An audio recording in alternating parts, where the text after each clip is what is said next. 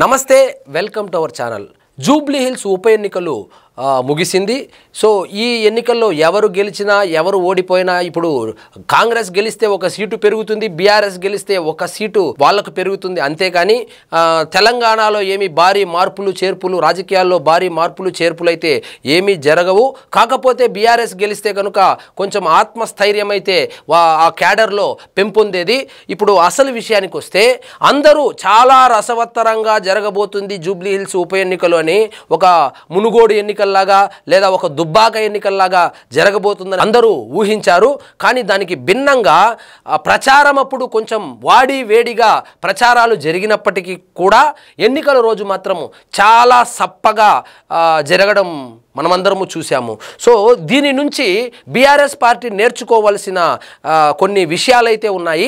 అదేంటంటే ముఖ్యంగా ఎలక్షనీరింగ్లో కొంచెం వెనకబడ్డారనే నాకు అనిపిస్తుంది. ఎందుకంటే షేక్పేట లాంటి కొన్ని డివిజన్లలో కనీసము ఎన్నికల పోలింగ్ రోజు ఏజెంట్లుగా కూర్చోవడానికి కూడా వ్యక్తులు లేరు అంటే పార్టీ ఎంత బలహీనంగా ఉంది అనేటువంటి విషయాన్ని అయితే పార్టీ పెద్దలు గమనించాలి. ఇక్కడ బీఆర్ఎస్కు ఉన్నటువంటి ప్రత్యేక పరిస్థితి ఏంటంటే ఏ సర్వే చూసినా కేసీఆర్ ముఖ్యమంత్రి కావాలి అని అంటారే కానీ బీఆర్ఎస్ అధికారంలోకి రావాలి అని అయితే కనుక జనాలు అయితే భావించడం లేదు.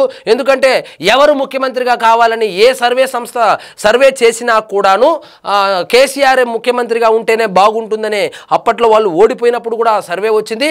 కానీ కేసీఆర్ ముఖ్యమంత్రిగా ఉండాలి, బీఆర్ఎస్ అధికారంలోకి రాకూడదు అనేటువంటి ఒక కన్ఫ్యూజన్ స్టేట్లోకి వెళ్ళిపోయింది ఈ తెలంగాణ స్టేట్ ముఖ్యంగా. సో బీఆర్ఎస్ వాళ్ళు ముఖ్యంగా గుర్తుపెట్టుకోవాల్సింది ప్రచారం చాలా బాగా చేశారు. ఎందుకంటే జన సమీకరణ కావచ్చు, ఆ కేసీఆర్ స్పీచెస్ కావచ్చు, వాళ్ళు అవలంబించినటువంటి ఆ ప్రచార శైలి ఏదైతే ఉందో అది కూడా చాలా బాగుంది. అక్కడ డిజిటల్ స్క్రీన్లు పెట్టి రేవంత్ రెడ్డి గారు ఇచ్చినటువంటి హామీలు ఏవైతే ఉన్నాయో ఆ హామీలు నెరవేరాయా లేదా అని చెప్పి ప్రజల దగ్గర నుంచే ఆన్సర్ రాబట్టడము ఇలాంటివి చాలా బాగా సాగినప్పటికీ సో ఎన్నికల ముందు రోజు వచ్చేటప్పటికి పూర్తిగా బీఆర్ఎస్ పైన కాంగ్రెస్ పై చేయి సాధించింది. అదే in terms of electioneering. So ఎలక్షనీరింగ్లో అయితే కనుక ప్రచారంలో ఎంత దూసుకెళ్ళిందో బీఆర్ఎస్, ఎప్పుడైతే ఎన్నికల రోజు కావచ్చు అంతకు ముందు రోజు కావచ్చు ఆ 2 రోజులు ఎలక్షనీరింగ్ చేసుకోవడంలో కాంగ్రెస్ పార్టీ కన్నా వెనకబడిందనే చెప్పాలి. అదేవిధంగా ఇక ఎవరు అవునన్నా కాదన్నా ఇవి మనీ పాలిటిక్స్ కాబట్టి ఇప్పుడు జరుగుతూ ఉండేది.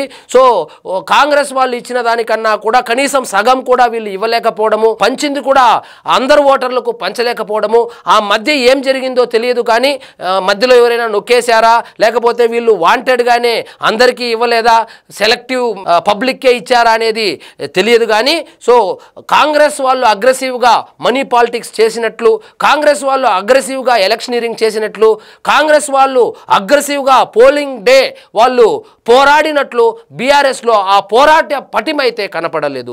సో ఇది శుభసూచకం. ఎందుకంటే ముందుగా ఇంకా ఎన్నికలకు దాదాపు 3 సంవత్సరాల సమయం ఉంది. సో ఈ 3 సంవత్సరాల సమయంలో బీఆర్ఎస్ వాళ్ళు ఈ జూబ్లీ హిల్స్ ఎన్నికల నుంచి ఏదైనా నేర్చుకొని సో అందులో ఉన్నటువంటి లోటుపాట్లు ఏదైనా ఉంటే దాన్ని అధిగమించి ఎన్నికలకు వెళ్తే సో సత్ఫలితాలు వస్తాయి. కానీ ఇదే విధంగా ముందుకెళ్తే ఒకటి గుర్తుపెట్టుకోవాలి, బీఆర్ఎస్ అయినా ఏ ఇతర పార్టీలైనా గుర్తుపెట్టుకోవాల్సినటువంటి విషయం ఏంటంటే ఎన్నికలు సోషల్ మీడియాలో జరగవు, ఎన్నికలు గ్రౌండ్ లెవెల్లోనే జరుగుతాయి. ఆ సోషల్ మీడియాలో హైప్ను చూసి లేదా ఏదైనా సర్వే సంస్థలు ఇచ్చేటువంటి రిపోర్ట్లు చూసి మోసపోయి దాన్ని దృష్టిలో పెట్టుకుని ఎలక్షనీరింగ్ కనుక సరిగ్గా చేసుకోకపోతే ఏమవుతుంది అనే దానికి ప్రత్యక్ష ఉదాహరణే ఈ జూబ్లీ హిల్స్ ఎన్నికలు. సో మొదట్లో ఈ ఎన్నికల డేట్ రిలీజ్ అయినప్పటికి నుంచి బీఆర్ఎస్ కి 1 సైడెడ్ గా ఉన్నటువంటి ఎన్నికల్ని రేవంత్ రెడ్డి ప్రచారం మొదలుపెట్టి దాన్ని నెక్ టు నెక్ ఫైట్ లాగా ఎలా తీసుకొని రాగలిగాడు అనేది రేవంత్ రెడ్డిని చూసి బీఆర్ఎస్ వాళ్ళు నేర్చుకోవాల్సినటువంటి విషయము. సో అభ్యర్థి ప్రకటించిన తర్వాత సో ఎప్పుడైతే నవీన్ యాదవ్ని అభ్యర్థిగా ప్రకటించారో అప్పటి నుంచి 1 సైడెడ్ గా ఉన్నటువంటి ఆ బీఆర్ఎస్ వైపు ఉన్నటువంటి ఆ వేవ్ కొద్దిగా తగ్గడము, తర్వాత రేవంత్ రెడ్డి గారు స్వయంగా ప్రతిరోజు సాయంత్రము వర్షం ఉన్నప్పటికీ కూడా ముఖ్యమంత్రి అయినప్పటికీ కూడా సందులు గొందులు తిరిగి ప్రచారం చేయడము ఇవన్నీ దేనికి సంకేతం అంటే సో ఒక సీట్ని ఎలా గెలవాలి, ఎలక్షనీరింగ్ ఎలా చేసుకోవాలి అనే దానికి ప్రత్యక్ష ఉదాహరణ. రేవంత్ రెడ్డి గారి విషయానికి వస్తే ఆయన చాలా కింది స్థాయి నుంచి అంటే జెడ్పీటీసీ స్థాయి నుంచి ముఖ్యమంత్రి అయ్యాడు కాబట్టి ఆయనకు పోలింగ్ రోజు ఏ విధంగా వ్యవహరించాలి, అదేవిధంగా పోలింగ్ ముందు రోజు ఎలాగా వ్యవహరించాలి, ఏ విధంగా ఓటర్లను ఆకట్టుకోవాలి అనేటువంటి విషయంలో ఆయన అందవేసిన చేయు కాబట్టి ఆయన ప్రచారం మొదలుపెట్టిన తర్వాత ఏకపక్షంగా ఉన్నటువంటి ఆ తీర్పు ఏదైతే ఉందో దాన్ని నెక్ టు నెక్ ఫైట్ లాగా తయారు చేయగలిగాడు. సో బీఆర్ఎస్ వాళ్ళు ఈ జూబ్లీ హిల్స్ ఎన్నికల ఫలితాల తరువాత అయినా వాళ్ళ ఎలక్షనీరింగ్లో మార్పు చేసుకుంటారని, ఎందుకంటే రెండోసారి గెలిచినప్పుడు అప్పట్లో ఎమ్మెల్యేలు ఉన్నారు, పవర్ చేతిలో ఉంది, అప్పుడు గెలవడం వేరే. పవర్ చేతిలో లేనప్పుడు అధికార పార్టీ బలంగా ఉన్నప్పుడు అధికార పార్టీని ఎదుర్కొని నిలబడి తలబడి గెలవాలి అంటే ఎలక్షనీరింగ్ ఏ విధంగా చేసుకోవాలి అనే దాని మీద ప్రత్యేక శ్రద్ధ చూపితే కానీ బీఆర్ఎస్ నెక్స్ట్ రాబోయేటువంటి 3 సంవత్సరాల తర్వాత 2.5 సంవత్సరం తర్వాత రాబోయే సార్వత్రిక ఎన్నికలు ఏదైతే ఉందో దాంట్లో బీజేపీని ఎస్పెషలీ కాంగ్రెస్ని ఢీకొట్టడం అయితే చాలా కష్టంగా అయితే కనబడతా ఉంది. సో ఎందుకంటే సంస్థాగతంగా బీజేపీ కూడా మనం చూసాం ఎంపీ ఎలక్షన్లలో వాళ్ళు పెద్దగా జూబ్లీ హిల్స్ ఎన్నికల మీద వాళ్ళు కాన్సన్ట్రేట్ చేయలేదు, ఎందుకంటే వాళ్ళకు ఓడిపోతారని ముందే తెలుసు. ఎందుకంటే దాదాపు 1,30,000 ముస్లిం మైనారిటీ ఓట్లు ఉన్న చోట, దాదాపు ఒక 30,000 ఓట్ల వరకు క్రిస్టియన్ ఓట్లు ఉన్న చోట వాళ్ళు గెలవాలని ట్రై చేయడం అనేదే పెద్ద సాహసము.